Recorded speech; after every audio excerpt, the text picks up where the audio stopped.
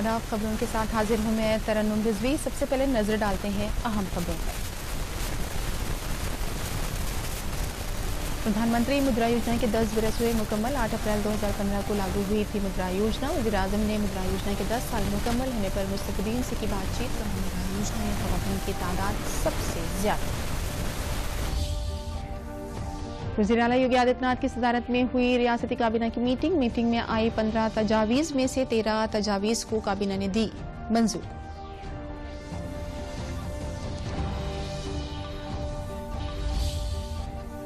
संभल से समाजवादी पार्टी के रुकन पार्लियामेंट ज़ियाउर रहमान बर्क आज SIT के सामने हुए पेश। 24 नवंबर को हुए तशद्दुद के वाक़ये में पूछगछ के लिए रुकन पार्लियामेंट को भेजा गया था नोटिस। संभल में शाही जामा मस्जिद के साइन बोर्ड को ASI ने बदलकर जुमा मस्जिद कर दिया। ASI का दावा है कि नया साइन बोर्ड उनके रिकॉर्ड में दर्ज नाम के है मुताबिक। और RSS के सरबराह मोहन भागवत ने लखनऊ में अवध सूबे के ओहदेदारान के साथ भारतीय भवन में की मीटिंग। संघ और BJP के सीनियर अफसरान रहे मौजूद। संघ के सरबराह लखनऊ से लखीमपुर के लिए हुए रवाना। और अब खबरें तफसील से। प्रधानमंत्री मुद्रा योजना के 10 साल मुकम्मल हो गए हैं। इस मौके पर वज़ीर-ए-आज़म नरेंद्र मोदी ने स्कीम के मुस्तफ़ीदीन से बातचीत की। इस मौके पर मुस्तफ़ीदीन ने भी अपने तजुर्बात वज़ीर-ए-आज़म नरेंद्र मोदी के साथ साझा किए। आइए वो तमाम तजुर्बात हम आपको सुनाते हैं। प्रधानमंत्री मुद्रा योजना के 10 साल पूरे हो गए। मंगलवार को प्रधानमंत्री मुद्रा योजना के 10 साल पूरे होने के अवसर पर प्रधानमंत्री नरेंद्र मोदी ने अपने आवास पर मुद्रा योजना के लाभार्थियों से बातचीत की। PM मोदी ने 2015 में इस योजना की शुरुआत की थी। PM मुद्रा लोन योजना छोटी दुकानों सहित छोटे व्यवसायों को 10 लाख रुपए तक का लोन देती है। इस योजना के माध्यम से बिना किसी जमानत के ऋण उपलब्ध कराया जाता है। PM मोदी ने लाभार्थियों से बातचीत में कहा कि इस योजना का फायदा सबसे ज्यादा महिलाओं को हुआ। आज भारत का युवा, उसके पास जो एंटरप्रेन्योर स्किल है, अगर उसको हैंड होल्डिंग हो जाए, थोड़ी उसको मदद मिल जाए तो बहुत बड़े परिणाम लाता है। और इस मुद्रा योजना में किसी सरकार के लिए भी एक आंख खोलने वाला विषय है। ये सबसे ज्यादा महिलाएं आगे आई हैं। सबसे ज्यादा लोन के लिए अप्लाई करने वाली महिलाएं, सबसे ज्यादा लोन प्राप्त करने वाली महिलाएं और सबसे जल्दी रीपेमेंट करने वाली भी महिलाएं। यानी ये नया क्षेत्र और भारत, विकसित भारत के लिए जो संभावना है ना, वो इस शक्ति में पड़ी हुई है, वो दिखाई दे रहा है। वहीं रायबरेली की एक महिला लाभार्थी ने PM मोदी से बातचीत में वादा किया कि हम सब मिलकर भारत को विकसित भारत बनाएंगे। आपके सामने एक बहुत छोटे शहर रायबरेली की महिला व्यापारी खड़ी है, जो इस बात का प्रमाण है कि आपके सहयोग और समर्थन से जितना फायदा MSMEs को हो रहा है, और मतलब मेरे लिए बहुत ही भावनात्मक समय है यहाँ पे आना। और हम आपसे वादा करते हैं कि हम भारत को विकसित भारत मिलकर बनाएंगे। जिस तरीके का आप सहयोग और बिल्कुल बच्चों की तरीके ट्रीट कर रहे हैं आप MSMEs को, चाहे हमें लाइसेंस लेने में जो प्रॉब्लम्स आती थी गवर्नमेंट से वो नहीं होती हैं, या फंडिंग को लेकर। आप चुनाव लड़ना चाहती हैं? नहीं सर, ये सिर्फ मेरी मन की बात है जो मैंने आपसे बोली। जी। PM मुद्रा योजना के जरिए हाशिए पर पड़े समूहों को भी मुख्य धारा से जोड़ने की कोशिश केंद्र सरकार ने की है। PM मुद्रा योजना के तहत 10 वर्षों में 52 करोड़ से ज्यादा खाते खोले गए। इन खातों के माध्यम से 33 लाख करोड़ रुपए का लोन वितरित किया गया। PM मुद्रा योजना ने लाभार्थियों की बेहतर सामाजिक स्थिति और आत्मसम्मान को बढ़ावा दिया है। और अभी लेते हैं एक वक्फा।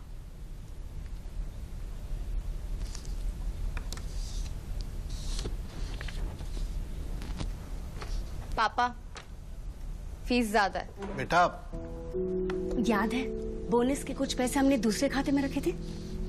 2 साल से खाते में कोई लेन देन नहीं हुआ है, शायद इनऑपरेटिव हो गया होगा। तो अब बैंक जाके या वीडियो KYC से KYC अपडेट कराओ, खाता होगा एक्टिव, एकदम फ्री। चलो। कहाँ? एडमिशन कराने। खाता हुआ एक्टिव। RBI कहता है जानकार बनिए, सतर्क रहिए।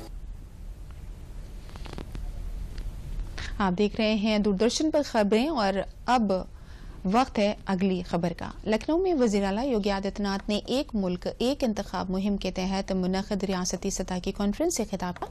उन्होंने कहा कि 2014 से पहले मुल्क अदम इस्तेहकाम का शिकार था। मुल्क और रियासत के अंदर भी एतमाद का बुहरान था। जो अदम इस्तेहकाम का दौर चला उसका खमियाजा मुल्क की मईशत को झेलना पड़ा।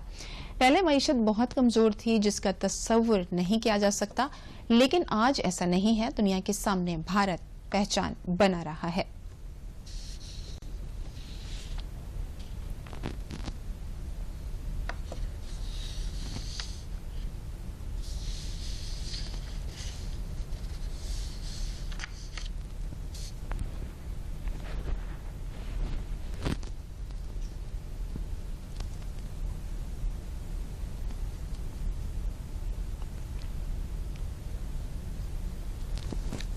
प्राप्त संख्या 3 है। जनपद अयोध्या में 3 से 7 वर्ष आयु वर्ग के श्रवण बाधित, दृष्टिबाधित एवं मानसिक मंदित छात्रों हेतु बचपन डे केयर सेंटर की स्थापना हेतु नजूल भूमि इच्छक 4 ब्रह्मकुंड अयोध्या नजूल घाटा संख्या 695 स्थित मोहल्ला ब्रह्मकुंड अयोध्या परगना हवेली अवध तहसील सदर जिला अयोध्या स्थित भूमि क्षेत्रफल 4000 वर्ग फीट 371.74 वर्ग मीटर दिव्यांग जन सशक्तिकरण विभाग को उपलब्ध कराए जाने के संबंध में ये प्रस्ताव आया है।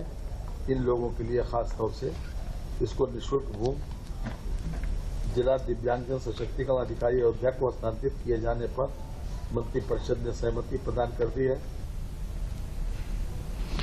आज सुबह संघ के सरबराह मोहन भागवत ट्रेन से लखनऊ पहुंचे। यहां उन्होंने अवध सूबे के ओहदेदारान के साथ भारतीय भवन में मीटिंग की। मीटिंग में संघ की शताब्दी साल की तैयारी के सिलसिले में तबादला ख्याल किया गया। इसमें भारतीय जनता पार्टी और संघ के सीनियर अरकान मौजूद थे। आरएसएस के सरबराह लखनऊ से लखीमपुर खीरी के लिए रवाना हो गए हैं। वहां वो कबीर धाम में राष्ट्रीय संत असंग देव महाराज जी से मुलाकात करके आशीर्वाद लेंगे। भारत दौरे पर नई दिल्ली पहुंचे दुबई के क्राउन प्रिंस शेख हमदान बिन मोहम्मद अल मखतूम ने आज वजीर खारजा डॉक्टर एस जयशंकर के साथ मुलाकात की। दोनों लीडरान के दरमियान कई अहम मामलों पर दो तरफा बातचीत हुई।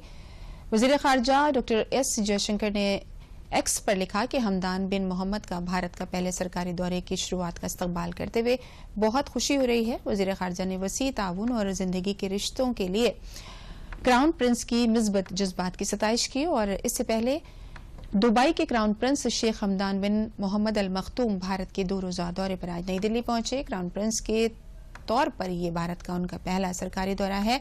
क्राउन प्रिंस के साथ सरकार के कई वज़रा और सीनियर अफसरान आला सतही नुमाइंदा वफ्द भी भारत पहुंचा। इस दौरान क्राउन प्रिंस वजीर आजम नरेंद्र मोदी के साथ मुलाकात करेंगे। साथ ही वजीर दिफा राजनाथ सिंह के साथ ही उनकी मुलाकात होगी। शाम को क्राउन प्रिंस मुंबई के लिए रवाना होंगे, जहां वो दोनों ममालिक के अहम कारोबारी माहिरीन के साथ कारोबारी गोल मेज कॉन्फ्रेंस में शिरकत करेंगे। बातचीत के जरिए रवायती और मुस्तकबिल के मुमकिन इलाकों में भारत और मुत्तहदा अरब अमीरात की इक़्तिसादी और तिजारती ताउन मजीद मजबूत होगी। वज़ीर-ए-आज़म नरेंद्र मोदी अपने पार्लिमानी इलाके वाराणसी 11 अप्रैल को पहुंच रहे हैं। भारतीय जनता पार्टी के कारकुनान इसको लेकर बहुत जोश खरोश में हैं। इस पर डीडी न्यूज से बातचीत की काशी इलाके के सदर ने। प्रधानमंत्री एक बार फिर 11 अप्रैल को अपने संसदीय क्षेत्र आ रहे हैं और जब खास आते हैं तो ढेर सारी योजनाओं की सौगात देते हैं काशीवासियों को।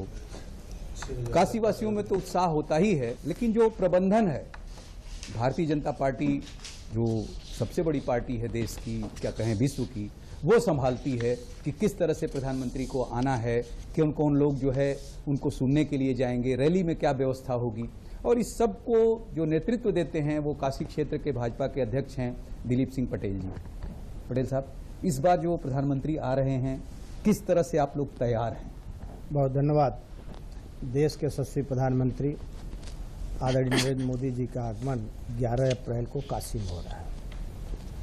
वो वाराणसी के लोकप्रिय सांसद हैं और आज विश्व के सर्वाधिक लोकप्रिय नेता भी हैं। काशी के वासी जिसकी कल्पना नहीं किए थे, विकास का कायाकल्प माननीय प्रधानमंत्री जी ने काशी में किया है। ऐसे हमारे नेता यशस्वी प्रधानमंत्री जी का आगमन हो रहा है और इस बार विशेष रूप से काशी के आम वासी माननीय प्रधानमंत्री जी को का स्वागत करने के लिए, अभिनंदन करने के लिए, उनको सुनने के लिए मेहदीगंज जो विधानसभा सेवापुरी में पड़ता है 11 अप्रैल को भारी संख्या में जाएंगे और माननीय प्रधानमंत्री जी के उद्बोधन को सुनेंगे और सुन करके आकर के आम जनमानस में भाजपा कार्यकर्ता और आम लोग माननीय प्रधानमंत्री जी के दिए गए उपहार को आम लोगों तक बताने का भी काम करेंगे। माननीय प्रधानमंत्री जी जैसा कि मैंने कहा जब भी आते हैं करोड़ों का सौगात देके जाते हैं। अभी तक जो जानकारी है लगभग 2600 करोड़ रुपए का इस बार परियोजना का या तो शिलान्यास करेंगे या लोकार्पण करेंगे। इसमें जो प्रमुख परियोजनाएं जानकारी में प्राप्त हुई हैं वह वाराणसी महानगर के अंदर 2 बड़े ओवर ब्रिज हैं। एक मड़ुआडी चौराहे का ओवर ब्रिज है और एक भिखारीपुर से लेते हुए और भेलूपुर तक जाने वाली एक बड़ी ओवर ब्रिज का है, उसका माननीय प्रधानमंत्री जी शिलान्यास करेंगे। इस तरीके से कई ऐसे सड़कें हैं, चौड़ी चौड़ी सड़कें हैं जिनका माननीय प्रधानमंत्री जी या तो उद्घाटन करेंगे और अंतर्राष्ट्रीय एयरपोर्ट के रूप में विशाल टर्मिनल का भी शिलान्यास इस बार बाबतपुर लाल बहादुर शास्त्री एयरपोर्ट बाबतपुर में माननीय प्रधानमंत्री जी करने वाले हैं, जो हम समझ रहे हैं कि ये उत्तर प्रदेश से ही नहीं देश का सबसे बड़ा इंटरनेशनल एयरपोर्ट होने जा रहा है। इसका भी अगर किसी को श्रेय जाता है तो वाराणसी के सांसद, देश के यशस्वी प्रधानमंत्री नरेंद्र मोदी जी को जा रहा है और काशी के लोग निश्चित तौर से प्रधानमंत्री जी का स्वागत करने के लिए तैयार हैं। प्रधानमंत्री जब आते हैं तो कुछ किस तरह की योजनाओं का सौगात देते हैं जिनमें ट्रैफिक, जो जैसा कि अध्यक्ष जी ने बताया कि मड़ुआडी और भिखारीपुर ट्रैफिक को इससे सहूलत मिलेगी जो जाम लगा रहता है, और जो सड़कें हैं जिनका चौड़ीकरण हो रहा है वह भी यहाँ की आम नागरिकों को उसका लाभ मिलेगा। और आयुष्मान के अनुसार जो 60 वर्ष के लोग हैं लाभार्थी होंगे, स्वास्थ्य के प्रति भी प्रधानमंत्री जी का कितना सोच रहता है, कितना प्रयास रहता है, वह भी 11 तारीख को लोगों को लाभ के रूप में दिखाई देगा। Camera person doctor Ajay Verma के साथ doctor Harkesh Bahadur Singh Gautam, DD news, Varanasi. काबीना की मीटिंग में जिसमें कई अहम फैसले लिए गए हैं, जिसको लेकर वज़रा ने क्या कहा, आइए देखते हैं। और हमारी प्रतिबद्धता है कि हम प्रदेश के चतुर्मुखी विकास को शीघ्र से शीघ्र करेंगे। और आप देख रहे हैं कि इन 8 वर्षों में प्रदेश की इंफ्रास्ट्रक्चर नंबर 1 का हो चुका है। आज बहुत महत्वपूर्ण प्रस्तावों पर चर्चा हुई है। नोएडा से लेकर के हाथरस में नए मेडिकल कॉलेज की जमीन हम लोगों ने उपलब्ध कराई है। हाथरस में जो मेरठ का पेरिफेरल रोड है उसको हमने सीधे कनेक्टिविटी प्रदान की है। आज उत्तर प्रदेश $1 ट्रिलियन की इकोनॉमी बनने वाला उत्तर प्रदेश आज होने जा रहा है। आज उत्तर प्रदेश जिस तरह से प्रगति के पथ पर आज देश के सबसे ज्यादा प्रगति करने वाले दूसरे राज्यों में से हो गया है और बहुत जल्द $1 ट्रिलियन की इकोनॉमी उत्तर प्रदेश का होगा। उत्तर प्रदेश में जिन्होंने निवेश किया था, अपना उद्यम लगाया था, बहुत सारे लोगों को रोजगार से जोड़ा था, तमाम वस्त्र इकाइयाँ उत्तर प्रदेश में लगाई गई थी, उनके इंसेंटिव देने पर भी सहमति हमारी सरकार ने, जो 17 के पूर्व जिनका निवेश था, जो हमारी 2012 की पॉलिसी में आते हैं, जो नियम में हैं, उनको भी ये सरकार बिना भेदभाव के उनको भी इंसेंटिव देने पर आज मंत्रिपरिषद ने सहमति जताई है, जिसमें हमारे प्रदेश के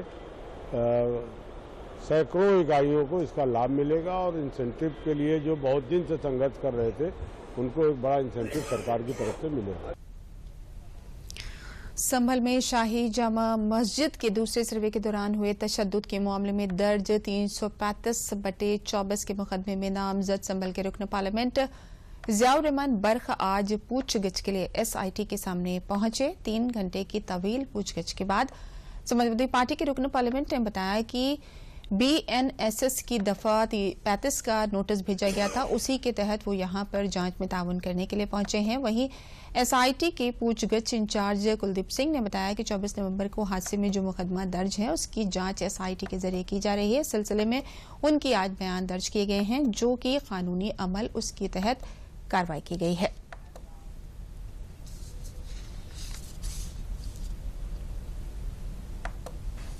देखिए, जो 24 तारीख को घटना हुई थी उसमें जो अभियोग दर्ज है उसकी विवेचना SIT के द्वारा की जा रही है। उसी के क्रम में आज उनको बुलाया गया था और उनके बयान दर्ज किए गए हैं, जो कि कानूनी प्रक्रिया है और उसी के तहत ही कार्रवाई आज की। तो माननीय उच्च न्यायालय का जो आदेश था कि जो जांच प्रक्रिया है उसमें सहयोग करने के लिए जो मुझे धारा BNSS के 35 दिन के तहत नोटिस दिया गया था आज की तारीख में, तो मैं बस अपना यहाँ सहयोग के लिए उसमें आया था और इन्वेस्टिगेशन अभी पेंडिंग है।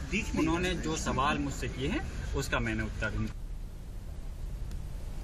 समल में शाही जामा मस्जिद के साइन बोर्ड को भारतीय आसार कदीमा सर्वे ने बदल कर जमा मस्जिद कर दिया है। ASI का दावा है कि नया साइन बोर्ड उनके रिकॉर्ड में भी दर्ज नाम के मुताबिक है।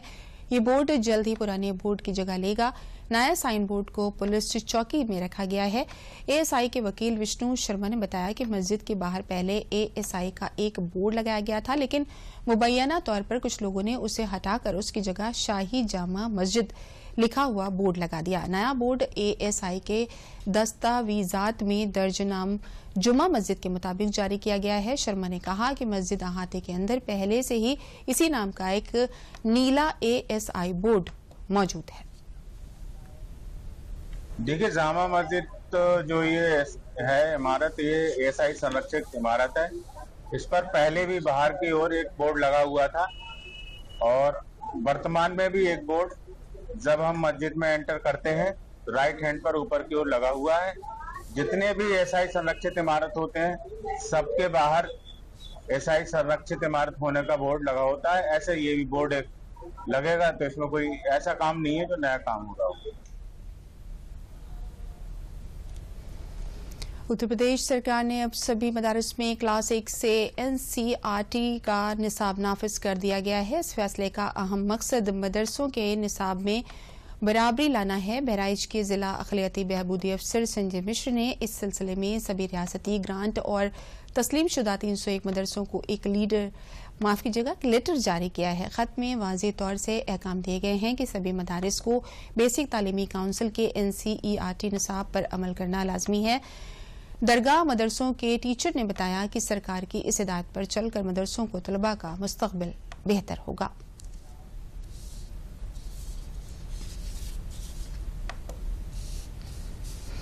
सबसे पहले तो मैं मदरसा बोर्ड को बहुत धन्यवाद कहूंगा कि उन्होंने मदरसों में NCERT की पुस्तकें लागू की।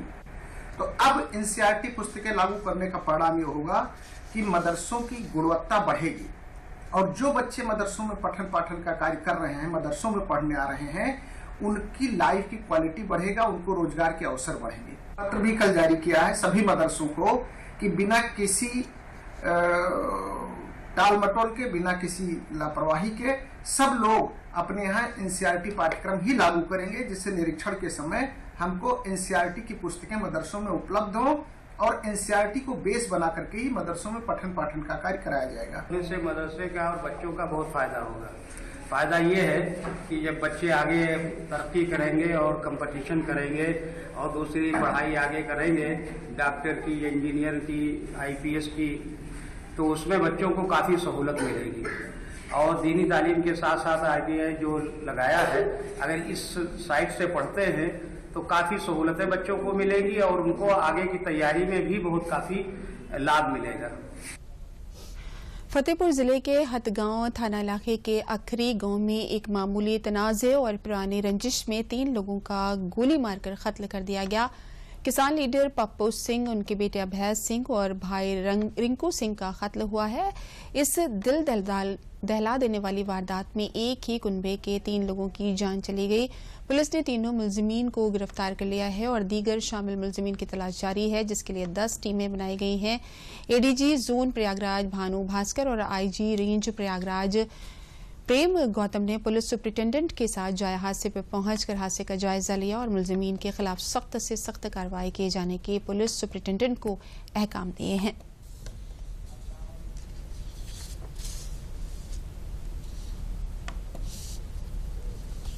थाना हथगावा क्षेत्र अंतर्गत ग्राम है अखरी।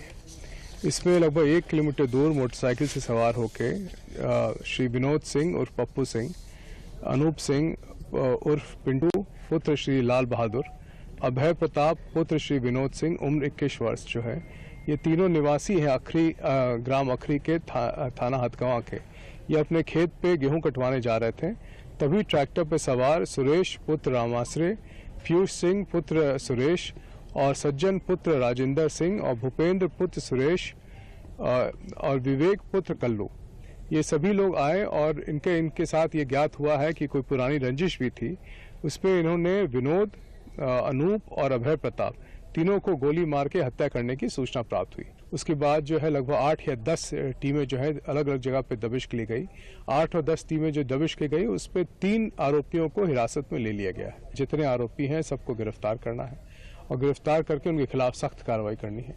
साथ में इस घटना की पुनरावृत्ति ना हो इसके लिए यहाँ पे पीएससी को स्टेशन कर दिया गया है और पीएससी के साथ साथ जो है अन्य दल की पुलिस यहाँ पे आ गई है और आसपास के जनपद के पुलिस को बुला लिया गया है ताकि भविष्य में भी कोई ऐसी घटना की पुनरावृत्ति ना होने पाए।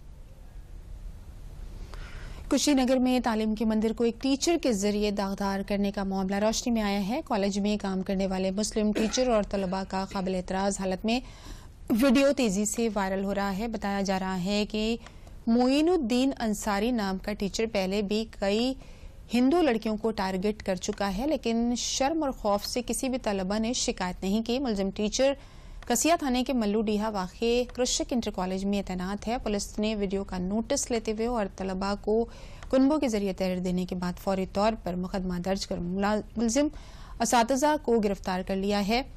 इत्तला मिलने के बाद DIOS ने सख्त कार्रवाई करते हुए मुलजिम टीचर और प्रिंसिपल को मुअत्तल कर दिया है।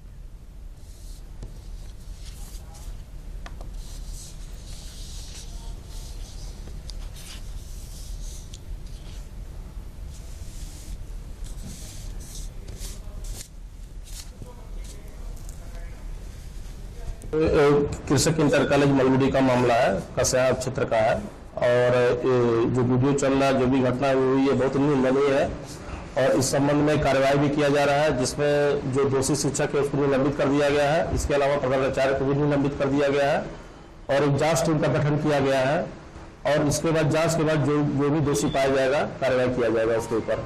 प्रथम दृष्टया देख करके जो वीडियो देख करके लगा ये बिल्कुल निंदनीय है, जैसा कि मैंने अभी बोला जो है, और इस पर हमने कार्रवाई भी कर दिया है।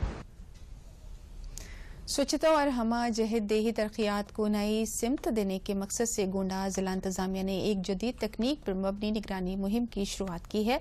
स्वच्छ गांव समृद्ध गोंडा स्वच्छता निगरानी अभियान के तहत जिले के हर ग्राम पंचायत में सफाई के बंदोबस्त और तरक्याती प्रोजेक्टों की हर रोज डिजिटल मॉनिटरिंग का निजाम नाफिज किया गया है। जिला मजिस्ट्रेट नेहा शर्मा के अहकाम पर जिले के सभी ब्लॉक में इसकी शुरुआत कर दी गई है। चीफ तरक्याती अफसर अंकित जैन ने बताया कि हर रोज सुबह 1 घंटे की लाइव जायजा वीडियो कॉन्फ्रेंसिंग के तवस्सुत से ग्राम पंचायत भवन, अवामी बैतुल खला, आंगनबाड़ी सेंटर, स्कूल समेत दीगर अवामी मकामात के सफाई बंदोबस्त का जायजा लिया जाएगा।